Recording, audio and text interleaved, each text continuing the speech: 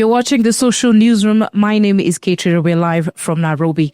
Joining me today as we discuss judiciary reforms and also the participation of the youth is Christine Alai, the Vice Chairperson of the International Commission of Jurists.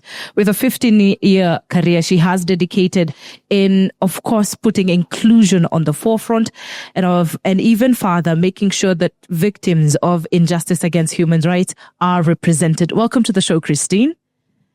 Thank you very much for having me. We're super excited to discuss, of course, the role of the youth. Let's just get there because that's exactly what we were discussing a while back. And of course, you are one of the youths who are very participant either on socials and even at the ICJ. The participation of the youth in reforms. How can we realize this into reality today? Thank you so much. Well, I'm a youth at heart. Yes. Maybe not so much at age just at the moment, but I did start working on human rights and human rights advocacy right from after leaving law school. And so it's been 17, 18 years of doing this. And I must say that the zeal, the passion, the authenticity that young people bring to the space is unparalleled. And each of us who have been in the space can speak to this, that years back, starting as a young person, brings a lot of power and energy to the space. However, having said that, I think when we speak of inclusivity, what we're really after is to ensure that every segment of society is represented in policy conversations and public advocacy. So the youth, as much as the other generations, must have a collaborative front in terms of every segment bringing their best to the table. The youth bring the zeal of youth, the freshness of ideas, new emerging avenues and tools, technology and advocacy, new ways of doing things, which definitely add on to the toolbox that we've already been using over the years. You have mentioned something very significant, collaboration. Yeah. One thing we're seeing a resistance with the youth is they're kind of afraid and taking a backseat in collaborating with some of these institutions because we might not understand what's going to come out of it. Are the youth being used? I'd like to know, does the International Commission of Jurists, which you are the Vice Chairperson, what are some of the collaborative ways you intend or are already working with the youth? So the International Commission of Jurists avenues of engagement focus on constitutionalism and the rule of law. So our main areas of focus are around legal advocacy, policy advocacy, strategic impact litigation, engagement with policymakers, judiciary, legislative, and so on. But we don't only stop at working in the boardrooms. We do a lot of public media advocacy, as you may have seen in our socials. We work with paralegals in the counties in terms of enhancing awareness on provisions of the Constitution and other laws that protect the citizens' rights, whether it's in terms of the fundamental freedoms of expression, association, assembly, or any other form of protection that's provided in the Constitution. So our collaborative ways of engagement are really in these spaces, where we reach out to the public, but are also engaged with policymakers at various levels to be able to cause change or to agitate for the protection of the Constitution. You are a human rights lawyer. Mm-hmm. And one of the biggest issues that have been a problem in Kenya, and even now we're seeing all over Africa, is femicide. It is a major problem, but there are some initiatives that have been taken. But we seem not to be having the change or the impact seen. Where do you think the gaps are in making sure that femicide, the numbers go lower, or even the judicial system uptake some of these cases? Thanks. Femicide is a significant problem. Many a times when we've been in conversations with policymakers, we've asked for it to be declared a national disaster, a national crisis, because it is. Every single day, we hear of another case of another young girl or another woman killed on account of being a woman. What we see is whereas the legislation offers protection, there is very weak implementation. So in terms of resources, to be able to track cases, to ensure that there's rapid response, there's rapid and safe reporting, and so on. But on the flip side of it, I think that the most significant challenge that we're facing is the failure to address the structural negative stereotypes, discriminatory stereotypes that are the primary drivers of femicide in Kenya and world over. And we must ask ourselves, what is happening? We thought that we would have crossed a generation where perhaps the older lot, we've had significant cases of domestic violence. But increasingly, we are seeing the rise of what we call toxic masculinity, where even young men feel the need to express their superiority through violence and through killing. So there's a deeper societal problem. It's an attitudinal problem. It's a stereotype problem. It's how we're socializing ourselves as a society in terms of what it means to be masculine, and what it means to be feminine. And that needs to shift. And that can only shift with significant investments in our education systems, in our homes, in our churches. It must begin from our homes. What are we telling our children? What are we telling each other as partners in the homes? What are we telling each other as grandparents? Because we've even seen elderly women being burnt and tortured in the name of religion. We need to tackle this deeper societal problem. Beautiful laws and policies will not get us far for as long as we're not dealing with this deeper structural attitude and discriminatory aspects within our societies. I'd like to shift focus a little bit and talk about the major duty bearers who are the police. Mm-hmm. In the execution of justice, they are the first in line of command, especially for reporting some of these cases. Mm. There's a lot of change with the police, but in your opinion, where should we start? They've already seen a lot of changes. We've always heard about police reforms, something that I know the ICJ has also contributed in giving its opinions in some of these reforms. But where do we start so that we can see changes? Yeah, I think on a day like today, and when we're a part of a festival such as this one, it's an important moment to take a step back and reflect on the incremental changes that we have seen over time. When we look back at the 2007-2008 post-election violence and the aftermath through the Kenya National Dialogue Reconciliation Agreements and the Kriegler Commission and so on, a lot of change, a lot of important change has come about. Some are quite manifest, such as the establishment of the Independent Policing Oversight Authority, which we did not have in our books prior to that. It's important as an institution and in the law. The National Police Service Commission, and a lot of changes. The independent, I'm not sure how many people know that we actually have an internal audit unit within the National Police Service itself, other than the Independent Policing Oversight Authority. But having said that, the significant challenge we're facing is a political systemic issue, where with every regime, there's a move towards using state security apparatus to suppress the people and to suppress dissent. And that is what we've seen with every electoral cycle, whether we didn't stop with 2007. We had it again in 2017. We've had it again in 2022. We've had it with numerous protests that have been suppressed by the state security apparatus. Now, from where we sit as ICJ, the Police Reforms Working Group, and many others who are working in the space, the biggest driver of continuing violations by the police is impunity. It's a very big term that sometimes we bandy around a lot.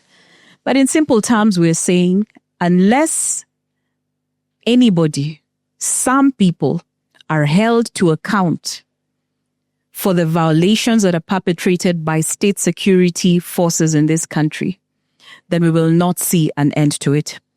And that is why cases such as, I'm not sure if you're aware of the Baby Pendo case, for instance, are very critical. And I hope that the nation is watching and that media is going to stay vigilant on this case. Because from what we see, the state institutions, the duty bearers, are backing down. And in a short while, God forbid, but the cases may die. Because the duty bearers that are supposed to be watching over these cases are being politically influenced. But at the same time as the people, we're saying we remain vigilant. And until the day we're able to see commanders, such as the commanders in the Baby Pendo case, take the dock and take the plea as a first critical step to securing justice for victims of police-perpetrated violence, then we can say we've made another significant milestone ahead. But I just want to emphasize again, the challenge is big, but there has been incremental change. And we must keep at it because it is the vigilance, it's the people's involvement, it's the push for justice and accountability that keeps us having those changes over time. Yep. There's something that you have mentioned, and I'd like for us to either have an international overview. With the changes of regime, we're going to witness new regimes come in and come out. What would be the steps we can do to make sure that there is independence of maybe state security and some of these duty bearers, even with the change of regime? Is it possible? Has it happened in every state? And can we adopt, some suggestions here and there or recommendations to make this independence even with the change of regime? Absolutely. And you know what we're very good at doing in our country because we're very smart people? We have very robust commissions of inquiry. We have very robust investigations, and we put out very strong reports and recommendations. And we saw that if you take time to read some key reports, the Waki Commission report had a raft of recommendations after doing a short inquiry on the post-election violence. The Kriegler Commission, similarly. The Truth, Justice and Reconciliation Commission report of 2013 has laid out very clearly the patterns of state-perpetrated violations from pre-independence, post-independence, post-election violence, and all the way thereafter. So we are not lacking in terms of the recommendations and what needs to be done. What we are lacking is cultivating a culture of political will. But more critically, I emphasize, even in the absence of the regimes wanting the change as a people, if we push, including some of the recommendations that have been put forward in some of the reports that we've done, are, for instance, to have identifying markers for police officers so that when police officers are sent for an operation, we know this was Officer X, Y, and Z, this is your number. If you're involved in violations, we can take your number and we can hold you accountable. Reporting mechanisms, right? But also proper training and most critically, accountability. And that's why we're coming back to this issue of command responsibility. When the commanders send out their battalions into these operations, whether it's in protests in the middle of town or protests in the context of electoral-related violence or political demonstrations, they must take measures to ensure that their battalions will not be engaged in political violence. And where they fail to take that responsibility, then through the cases such as the Baby Pendo and the International Crimes Act, what we are saying as a people is the commanders, including the Inspector General of Police, must now bear the responsibility. And their failure to bear responsibility should not leave Kenyans exposed to continuing cycles of violations. So I would say that implementation of these various laws that are already in place is critical. Putting in place measures for identification of those involved in violations is critical, but also nurturing the political will within the various institutions to pursue accountability is very important. And finally, prevention. It's sad that with every electoral cycle, we keep coming back to build onto a list of those who have died or those who've been injured. You probably had with the recent memorandum of understanding that was signed between UDA and ODM, one of the 10 points was that they have committed to give compensation to victims of protest-related violations. That's a welcome move, but something to remind the nation is those commitments have been made. They were made in the TGRC report. They were made in the BBI. They were made in the NADCO. They have now been made in the MOU. They were made in 2015 when the former President Uhuru Kenyatta issued a directive to set up a 10 billion fund. Still no execution. I think now the bigger question is who do we make sure holds them accountable? Is it us as the voters? It is us as the voters. Yes. It must be us as the voters. There is no time, no better time for to reflect on the power of the phrasing in the Constitution's preamble that says, we the people. The power rests in we the people. I'd like to shift focus because one of your stands as a human rights lawyer is inclusion. And we have come to believe that inclusion, even in the police and the executive, will help some of the cases be handled properly. Some of these initiatives, like including a gender desk at the police station, is this working, and has it changed the numbers in how cases are being handled? Yeah, I think it comes back. What I would cluster this problem as is having policies and not providing the relevant resources and investments for the proper implementation of these policies. In the sector, we've taken time to study this phenomena of the gender desks, and we found that it's replete with a lot of challenges. First of them being that you'll find that those who man the gender desks are trained, a lot of trainings by those of us who work in the sector. And before they can exercise what they have been trained on, they're quickly transferred to a totally different unit.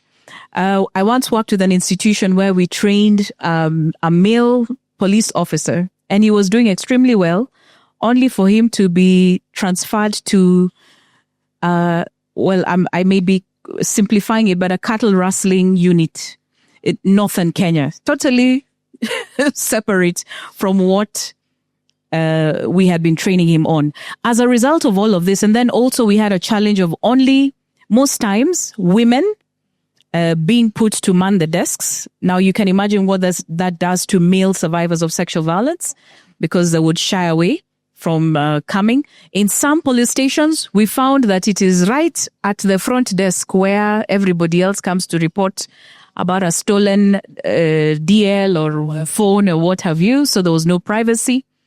And in other spaces, we found that in most of the gender desks, actually, they close by 5 p.m. So if you're violated after 5, then in most of the stations. You have a few centers, police stations, where they have child and gender care units, which provide a good model. They have safe spaces where people can report, including where they can keep up survivors for a temporary period of time. However, that's not the case across the country. As a result, there was then a proposal to set up a specialized police units with integrated services for healthcare, judiciary, psychosocial support, and so on within the police stations. Unfortunately, the last I heard of this, there was one polycare unit in Nairobi. It had not been decentralized to other parts of the country, and there were no resources for it. So the bottom line really is this. We are not lacking in policies. We're not lacking in recommendations, but we're lacking in having the necessary investments and resources to follow those policies that we have put in place for prevention and response to gender-based violence. It's very important that we keep our focus on prosecution, because when we see prosecution on some of these cases is when they come to light. Yeah. And talk about come to light, one of the biggest roles the youth have played is to be on the forefront to speak on these issues. Yeah. Whenever we see the effect of social media now translating in court. Absolutely. What is your view on that? I think we have to keep it up. We have to keep it up. And you will see increasingly that even the legal evidentiary rules of procedure will begin to shift and evolve over time. I remember being in one setting where a young man asked one of the legal practitioners why it was so hard to bring the police officer who killed Rex to justice, yet he could be seen, on the screen, right? But this is where we're saying that the rules of procedure and the judicial system has to catch up with technology and social media and all of this. And it's running at a fast pace. And I think we have to keep this up because our new reality is really in the social media spaces and social movements. It is important to note that the way the youth are participating on social media has uptaken, and I'm glad that ICJ is noticing that. Though there is a question that has been, bugging me and a lot of Kenyans as well. The question of the coroner's office. The coroner's office has already been operationalized by the government, but its activities are yet to actually take place. Yeah. What is the position of the ICJ in the coroner's office, and the fact that it, as much as it has been passed by law and operationalized and yet not functioning, what advice is ICJ uptaking on this, or how are they participating with the government to make sure that it actually works for Kenyans? Yes, absolutely. We have been, as we mentioned earlier, part of the Police Reforms Working Group, and advocating for implementation of the Coroner's Act has been one of the key issues that we as ICJ together with the working group have put front and center in our engagement with different duty bearers, including the Ministry of Interior and other duty bearers and officers that we have been engaged in with. I think coming back to this same issue that we're talking about, laws, beautiful laws, but no implementation and no investment and resources to follow. But I think here is where coming back to the strength or the power of the people lies. We need to move these conversations more to the public spaces, because this is to benefit everybody.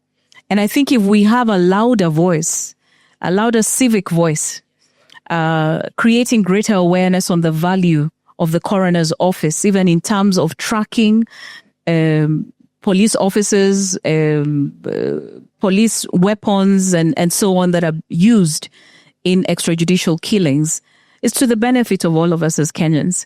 And I would say that perhaps what we can do more of, including in collaboration with media and other stakeholders such as yourselves, is to create greater awareness on the existence of these laws, and therefore strengthen the demand from the state for implementation of these measures.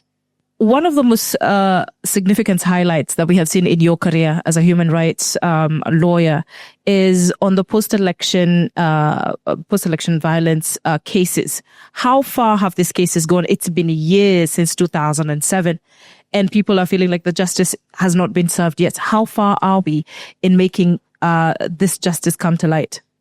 Thank you. It's been a long, torturous journey for the victims. I will speak to petition 122 that was filed in February 2013. These were 8 survivors of sexual violence that was committed during the post-election violence, 6 female, 3 of whom were gang raped by police officers, 3 of whom were gang raped by civilians, and 2 male survivors who were children at the time, they're now adults, who were forcefully circumcised by Mongiki militia. The cases have run their course. The first decision was rendered by the High Court on 10th of December 2020, giving compensation to only 4 of the 8. And the reason why the 4 of the 8 were given the compensation of 4 million Kenya shillings each is because of the 3 who were sexually violated by police and 1 who had reported her case, but the police failed to investigate and prosecute. The remaining 4, the High Court judge determined that they were not eligible for compensation because they did not report the cases to the police and because they had been violated by civilians. And so we went to the Court of Appeal. So remember, we'd been in the High Court from 2013 to 2020. We filed the appeal in 2021. And in this appeal, we are agitating for the court to find that the government of Kenya is responsible even when a victim is violated by a non-state actor, because the government has the responsibility in the first place to protect. And so we're asking for compensation for the 4. But over and above that, we're asking for the court to require the government to set up a database of all victims of post-election sexual violence and to provide them with reparation. The important thing to note is this. The Court of Appeal judgment is coming up on Friday, this Friday, April 2025. April 2025, on the 11th of April. So let's keep our eyes out for the judgment decision. And remember what we talked about impunity. These cases are not isolated. The police who raped civilians during the 2007-2008 post-election violence are the same ones who are emboldened today to abduct the Gen Zs, to kill extrajudicially. And unless we have some form of accountability, then the cycle of violations will not stop. So let's keep our eye out on the appeal decision on the 11th of April. Let's keep our eye out on the Baby Pendo case, and let's document, let's continue to be vigilant in all spaces so that we can bring an end to impunity. I think that's impeccable. We're waiting for the judgment and, of course, hoping that the reparations for all the victims and even others who never got the chance to report is actually witnessed. It's going to be a step forward, create greater awareness. And, of course, the message is inclusion from Vice Chairperson of the International Commission of Jurists. That is Christine Alai. Thank you so much for watching. This is the Social Newsroom.